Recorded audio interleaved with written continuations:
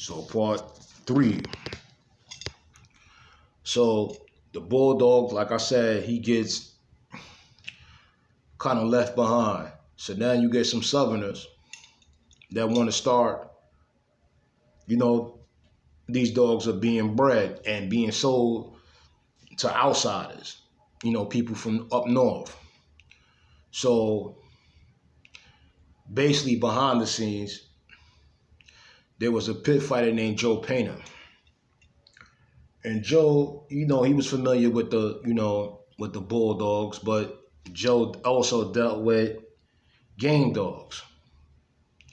So Mr. Johnson, another guy, and who is the father of the breed of the American Bulldog or the Pit Bulldog, because a lot of you don't even know that aspect of the history. These people came up with a plan, to start getting these Southern dogs, these Bulldogs registered. So they did so with the ARF, which was the old registry back then that was registering dogs. And they made a standard for the breed. And as you can see on the standard, it's in Carl Semetic's book. It says that the dog can also be brindle or solid black. Pit Bulldog.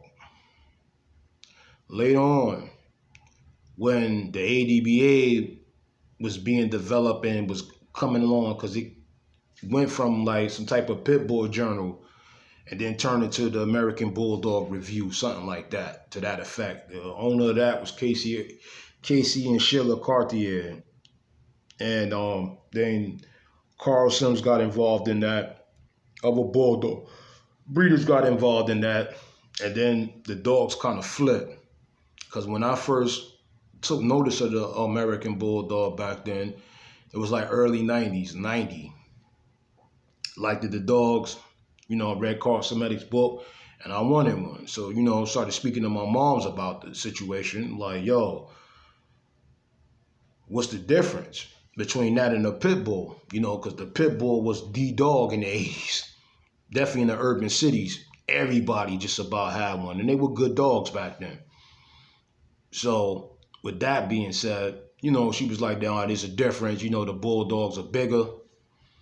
And, her assumption was that, maybe the Bulldogs made the pit bull. And so, I went with that a little bit. So now I wanted to get into these dogs. So read Carl Semetic's book. Carl did tell the truth. He gave his aspect about the dogs about being mixed. So, at first I didn't kind of sort of believe that, what I'm saying? Because he said maybe-ish. So, I started talking to breeders, earlier breeders, and I got the American Bulldog Review. And they were color bulldogs in the in the Bulldogs Review back then.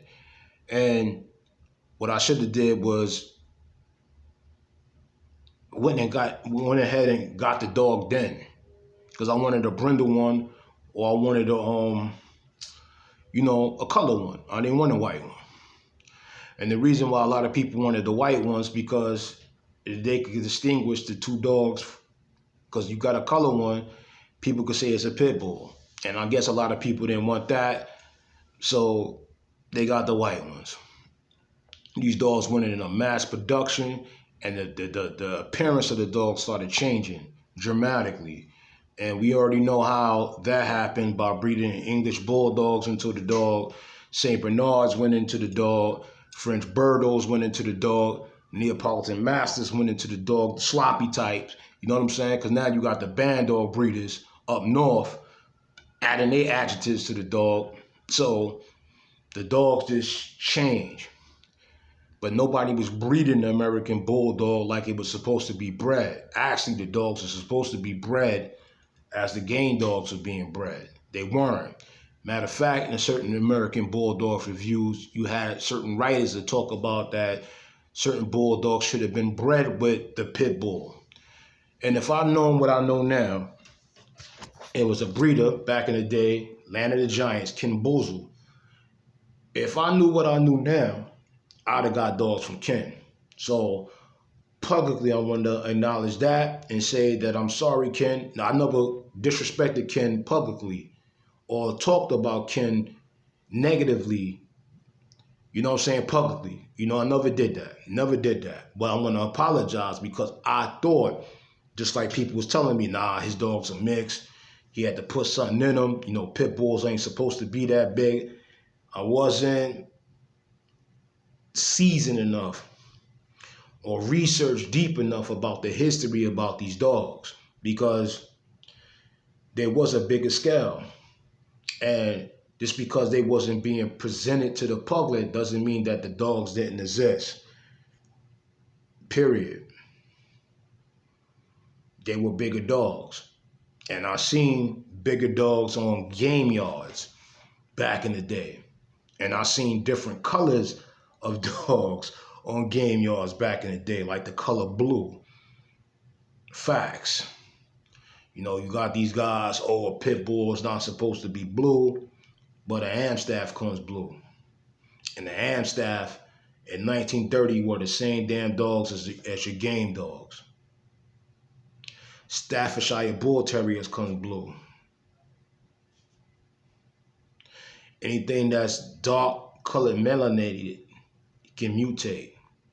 So when you start line breeding and inbreeding on certain things, genes are going to mutate.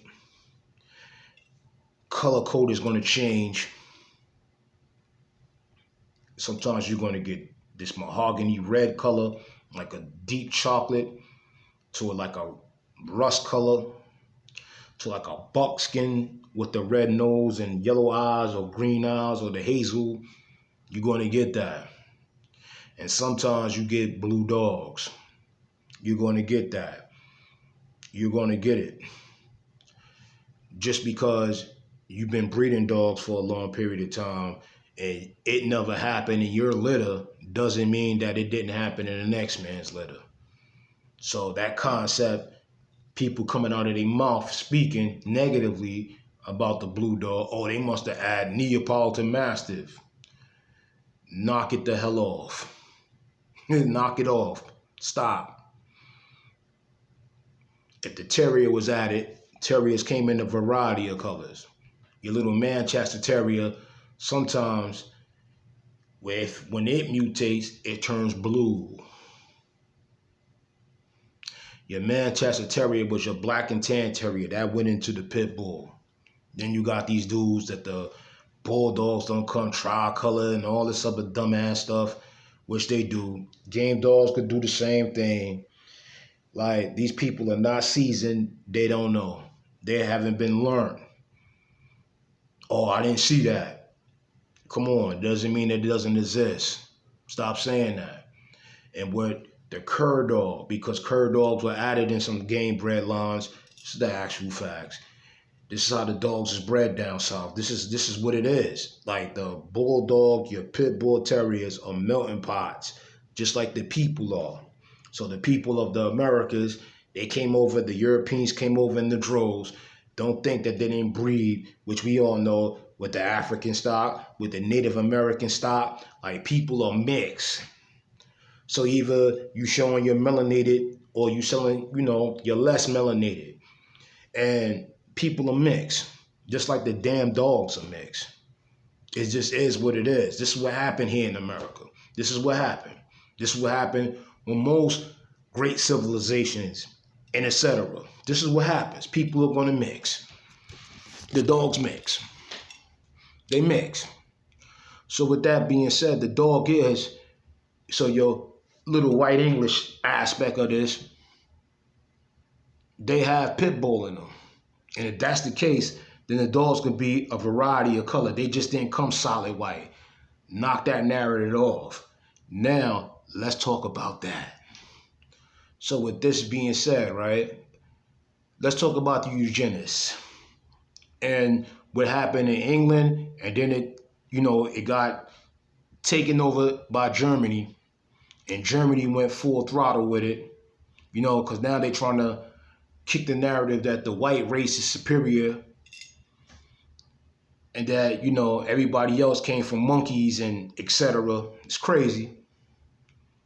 And, you know, on the aspect of dog breeding, part 4, hold on.